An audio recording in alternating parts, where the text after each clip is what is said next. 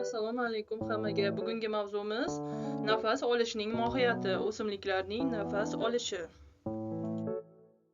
Nafas olish o'zi nima? Keling tanishib o'tamiz.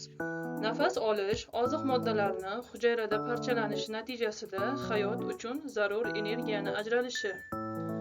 O'simliklar organik moddalarni fotosintez jarayonida karbonat, angidrid va suvdan hosil qiladi.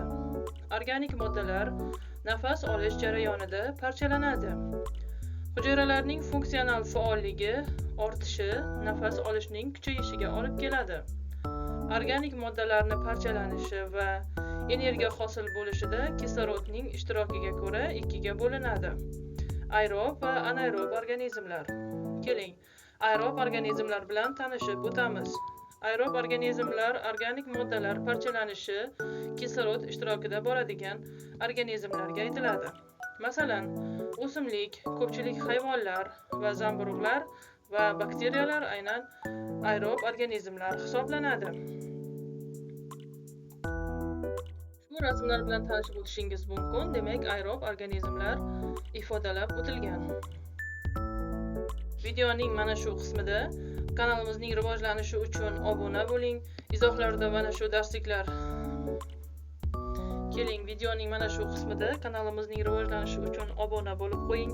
O'z fikrlaringizni izohlarda qoldiring va like bosib ketishni unutmang. Davom etamiz. Anaerob organizmlar nafas olish jarayonini kislorodsiz muhitda amalga oshiradigan organizmlar hisoblanadi. Masalan, achituvchi va chirituvchi bakteriyalar, achitqi va mog'or zamburug'lari va parazit chuvalchanglar.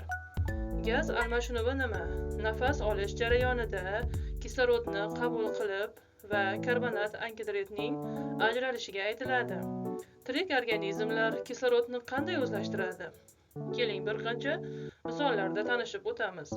Protoktistalar hujayra qobig'i orqali, o'simliklar barg og'izchalari orqali, o'simlik ildizi po'stloq hujayralari orasida bo'shliqlarda to'plangan havodan nafas oladi, ya'ni kislorodni qabul qiladi. Ushbu rasmlar bilan tanishib o'ting.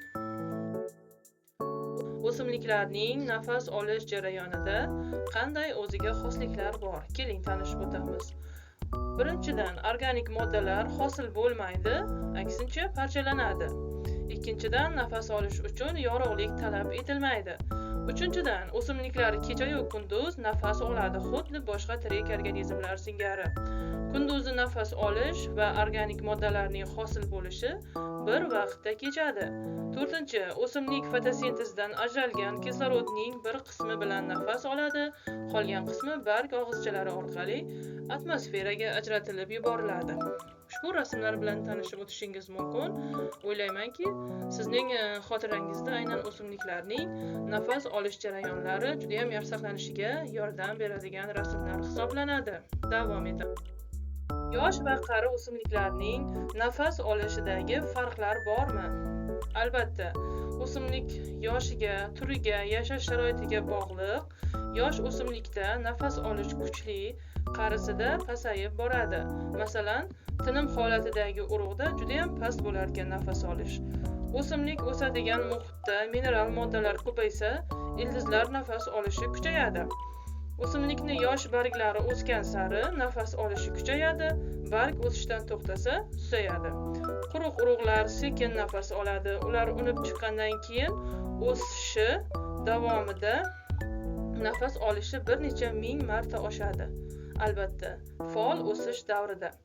Albatta, o'simliklar o'sha nihollari faol o'sadigan davrida qanchalik tez o'sgani hisobidan ularga nafas olish ham tezlashadi. Keyinchalik ular ma'lum bir darajada o'sib bo'lgandan keyin nafas olishi sekinlashar ekan. Bugungi mavzumiz qisqacha mana shu ma'lumotlardan iborat edi. Xayr, salomat bo'ling.